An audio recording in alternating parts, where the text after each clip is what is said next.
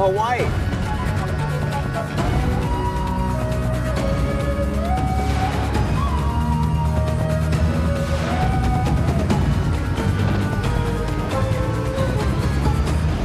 You're going to see much more action. You're going to see a new cast. Several of the Michael Bergen and Brooke Burns and myself and Michael Newman, Jeremy Jackson, who plays Hobie, we're all returning. So we've got the core of the team that's been around for 10 years coming back. Plus we have some very new and exciting actors and actresses.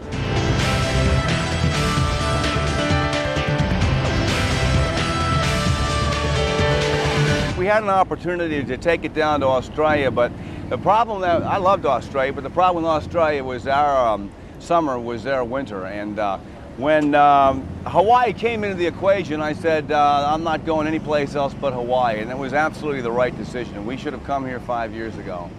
It's sensational. The people have been absolutely awesome. Welcome to paradise. They have opened up their doors to us. The product placements have been incredible. They're just giving me golf memberships. You know how hard it is to get a golf membership? And everywhere I go, they thank you. And they actually kind of leave me alone. You know, I can actually be a person here.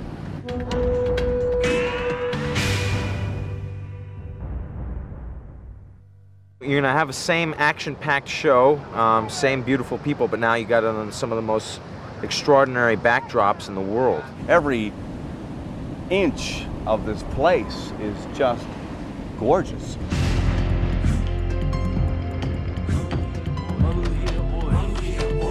The biggest thing is the environment, and working on the Pali Coast in Kauai was very, very rough. The waters, working in the caves, but we got a good staff, we got good water safety. It's a lot like filming a TV series and being in boot camp at the same time, really. There's a lot of stuff to learn. I mean, you know, last week we jumped off some cliffs. The week before that, we're on jet skis doing rescues. Swimming, you got to be able to swim and rescue people. And it's like if you see a scene where I've jumped in the water and rescued 4 people, well, it's the equivalent of rescuing maybe 20 people if we'd done 5 takes.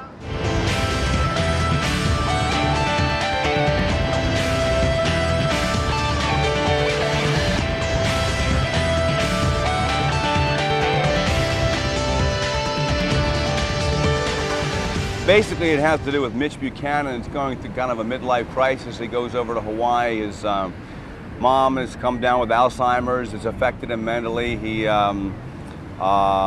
son's gone off to college. He still kind of has feelings for his ex-wife. He's just kind of wondering what life's all about. So he comes over here, gets a surf shack and hangs out. He comes over to Hawaii to just kind of soul search and do a little surfing. And he ends up walking on the beach and sees a family get swept off some rocks and makes a rescue. And one of the little children get away. And that's really never happened to Mitch before. And it really affects him. And he doesn't understand why it happened. But he realizes that the reason it happened is because he didn't really know the terrain. He didn't know the experience that the local lifeguards did. So he basically kind of goes through a little metamorphosis, and he gets a workout montage, gets back in shape, and decides that he's going to go and establish an international team of lifeguards from all over the world, Australia and Hawaii and Los Angeles and Texas, and bring to life what each lifeguard does best to Hawaii to train so they can take those different techniques back to their own country. In essence, the Australians have an incredible attitude of never giving up, and they use rubber boats over there. They're called rubber duckies that we don't use. The guys here use wave runners, as you probably have noticed. They have perfected the jet ski wave runner with a boogie board rescue. These guys are the best in the world. So basically, it's the best of the best come to Hawaii to train, to go back and take those techniques to other countries.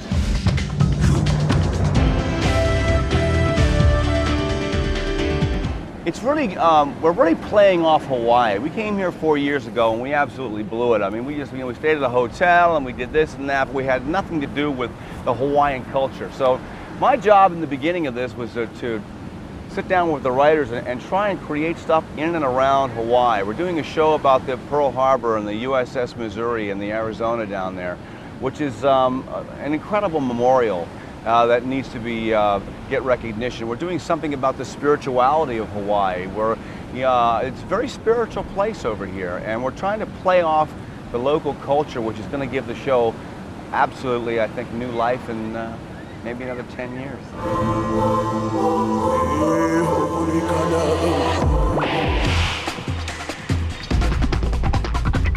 I think that the show is popular internationally because, to be totally honest, a lot of the guys from Night Riders followed me to Baywatch, and that's what a lot of people say.